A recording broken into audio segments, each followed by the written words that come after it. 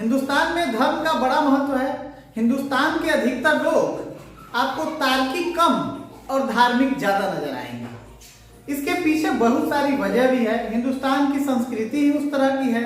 या आप देखें तो बड़ी पूरी दुनिया जिन्हें स्कॉलर के तरह से जानती है, स्वामी विवेकानंद, वहां हम विवेकानंद को यहाँ पे लोग बाबा के तौर पे देखते हैं। उनके ज्ञान को बाबा के श्रेणी के ज्ञान में रखते हैं, या ये तो उन्हें एक धर्म के बहुत बड़े गुरु के तौर पे भी लोग देखते हैं। लेकिन खबर यह है कि इसी धर्म के जब कोई ठेकेदार बनकर आपके साथ पाखंड करता हो और आपकी भावनाओं को आहत करता हो, तब उसके खिलाफ कौन बोलेगा। ये बात मैं इसलिए कह रहा हूं क्योंकि ऐसा ही एक आरोप धीरेन्द्र शास्त्री पे लगा है। धीरेन्द्र शास्त्री के बारे में जानते हैं आप? नहीं जानते तो जान लीजिए। और अगर आप सोशल मीडिया पे हैं तो ऐसा तो है नहीं कि धीरेन्द्र शास्त्री के बारे में नहीं जानते होंगे। वही धीरेन्द्र शास्त्री जो बागेश्वर धाम वाले बाबा हैं, और आपने उनके कई वीडियोज भी देखे होंगे। और उनके वीडियोज में चमत्कार होते हैं, एक से एक बड़े चमत्कार होते हैं। ऐसे चमत्कार होते हैं कि जो उनके धाम पर चला जाता है, बाबा उनके आगे का, पीछे का, दाएं का, बाएं का सब चीज बता देते हैं। एक वीडियो तो मैं देख रहा था और ऐसे ही था कि उसमें कोई पत्रकार आया था, बाबा ने ऐसे ऐसे कलम चलाया, अब पता नहीं कुछ लिखा या नहीं लिखा, लेकिन बोल दिया कि पत्रकार हैं आप। अब इस बारे में कितनी सच्चाई है या बात कितनी सच है, बाबा यह कैसे करते हैं, इस बात की पुष्टि मैं नहीं करता हूं। और नहीं मुझे मालूम है कि यह किस तकनीक, किस ज्ञान या किस तरह द्वारा किया जाता है। लेकिन बाबा जो धीरेन्द्र शास्त्री हैं, वो नागपुर छोड़कर भाग गए एक चुनौती के कारण। यह चुनौती दी अंधविश्वास निर्मूलन समिति ने, जिसके एक सदस्य हैं जिनका नाम है श्याम मानव। श्याम मानव ने उन्हें कहा था कि बाबा, हम आपके सामने 10 रैंडम लोगों को लाएंगे, आपको उनके बारे में 100% नहीं बताइएगा सच सच, कम से कम 90% तो बता ही सकते हैं आप इतने बड़े ज्ञानी हैं, इतने बड़े संत हैं, इतने बड़े धाम को चलाते हैं, तो आपको तो पता ही होगा कि वो लोग क्या करते हैं और उनके जीवन में क्या चल रहा है। अगर आपने यह कर दिया तो आपको 30 लाख रुपए दूंगा।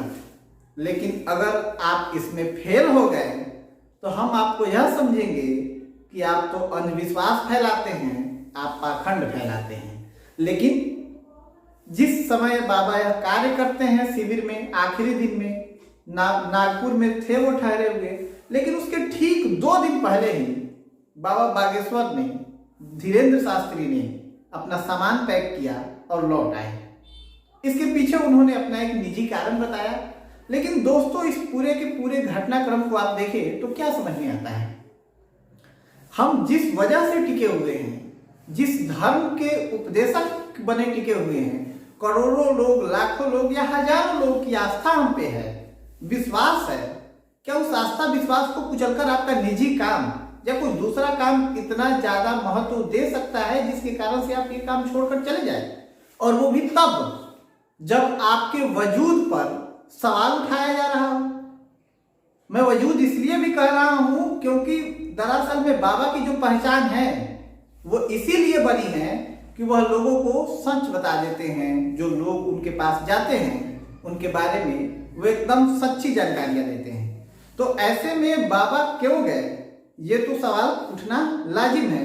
और बाबा से जब यह पूछा गया कि बाबा आप तो भाग गए, तो बाबा के जो शब्द थे, धीरेन्द्र शास्त्री के जो शब्द थे, आप सुनेंगे तो कहेंगे कि ये कोई साधु महात्मा का शब्द है। हम 7 दिन वहाँ झंडा गाड़ने, तब उनको बाप मर गए तो हाँ, तब नहीं उन्हें हम ध्यान आए। 7 दिन उनके मूड पे झंडा, 2 दिन दरबार, प्रेत दरबार, तब का होगा तो कौन चुड़ियां पहन रही थी। उन्होंने कहा कि मध्य प्रदेश की जो भाषा है, उस भाषा में, उस लहजे में उन्होंने कहा कि उन समिति वाले जो भाई साहब थे, क्या उनके पिताजी मर गए थे जब मैं था वहां? मैं इतना दिन तो रहा, अब मैं कितने दिन रहूं?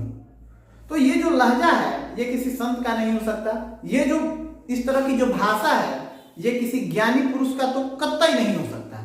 दूसरी बात ये कि जिन्होंने ये चुनौती दी थी, उन्होंने कहा कि देखो, मैंने कहा तो था कि बाबा चले जाएंगे और ऐसा हुआ भी। दोस्तों, आप इस बारे में क्या सोचते हैं धीरेन्द्र शास्त्री के बारे में, आप हमें कमेंट बॉक्स में जरूर बताएं। मेरा नाम कल्याण स्वरूप है और आप द बिहार व्यू देख रहे थे।